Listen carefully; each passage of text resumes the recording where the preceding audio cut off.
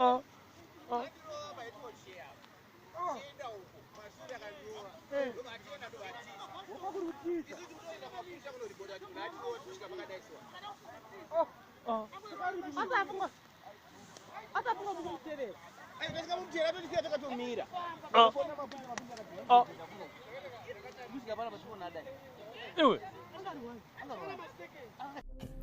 Former Tel 1 FC player and current Shisham FC midfielder Frankson Bushiri has died following a road traffic accident early this morning around 6 a.m.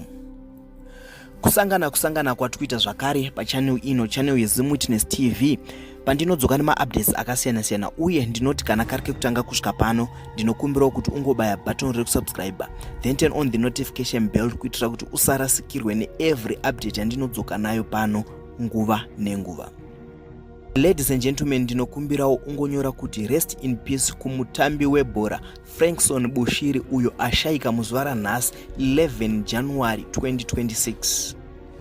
Muri yeZimbabwe nyaya yandauya nayo pano inyaya inosuwisa kwazvo, kunyanya kuhama dzaFrankson Bushiri pamwe chete nefootball community in Zimbabwe. Frankson Bushiri ashaya mushure mekuita tsaona mumugwagwa unopinda muGweru uchibva kuKwekwe pakevhi yepaRegina Mundi paClonsilla apo panozivikanwa nezita rekuti paTruckstop. Tsaona iyi yaitika mangwanani ezuva ranhasi 11 January 2026 nguva dzoda kusvika kuma 6 a.m. uye zvinoratidza kuti motokari yaBushiri yerudzi rweMazda Atenza yabuda mumugwagwa ikanorova muti wemumunzwa. Zvakadaro pane mashoko ari kutenderera kuburikidza neWhatsApp anongedza kuti mutyairi uyo anga achifamba ega anogona kunge anga ava kutiza mushure mekurova kwaanga aita imwe motokari apo aramba kumira paaidhuma, uye mashoko aya aenderera mberi achiti Bushiri anga achiratidza kuti munhu anga achityaira mota akadhakwa. Bushiri akanyanyoita mukurumbira munhabvu apo aitambira chikwata cheTel 1 FC uye neShisham FC. Kushayika kwaita Bushiri pachiitiko ichi adambuka musoro uye mota yake yadambuka nepakati ikaita 2 pieces.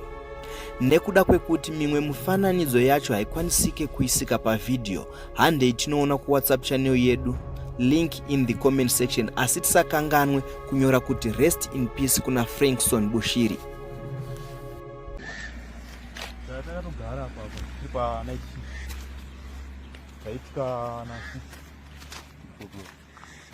Saka mota iyi ndanzwa mota iri kumhanya zvakaitika chipau yatanga kubvunja sound ipana vatanga kutoratidza wangu kuti onai mamhanyira kuita mota. Navana mupedza kudaro vachisumuka yabva yatobuda murodhi yobva yasorova muti uri papo, yarova muti iwoyo then munhu abva apararira ipapo adambukira musoro ipapo obva muchipisi chapfuurira. Chipisi chapfuurira ichi ndo chaachine injini irembera achidhonza, saka chazosvikapa bhatiri richiwira kumberi. Zvaitika mune vanhu vangani mumota umu? Taona mumwe chete ndo wataona. Adambuka musoro? Adambuka musoro. Anga achitambira kuShisham, saka anga ava kuenda kumatrials kuGreen Tigers, akadanwa nacoach Chikuni. Then pane mashoko futi atawana futi mune rimwe group okuti zvone anga achifanira futi kuenda kupi kuhange kumbonotraya since iri yava off season, vanhu vanenge vava kutsvaga magreen pastures vanenge vachitsvaga zvakasiyana-siyana, saka anga achitonzi anga achifanira kusimuka nhasi manheru kuenda kupi kuenda kuhange. Ndo mashoko atangowana zvedu abuda. Anga aine makore mangani ekubereka? Around 34-35. Komuri muri anga anayo, anga ane mudzimai nevana 4.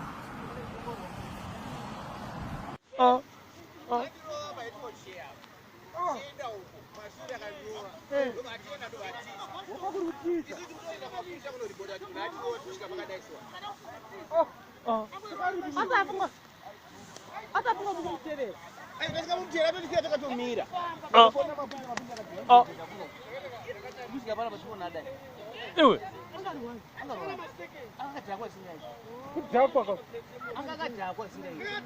Iwe.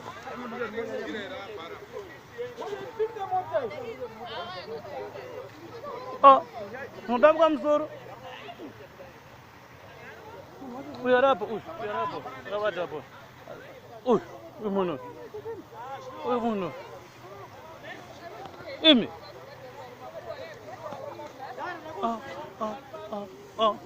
Ma. Unukufonge. Damka msoro.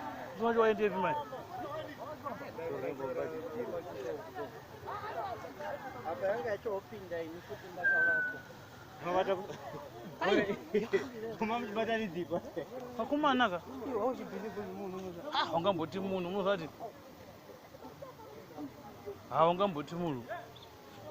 Hande i saka msoro wasara mukati umu.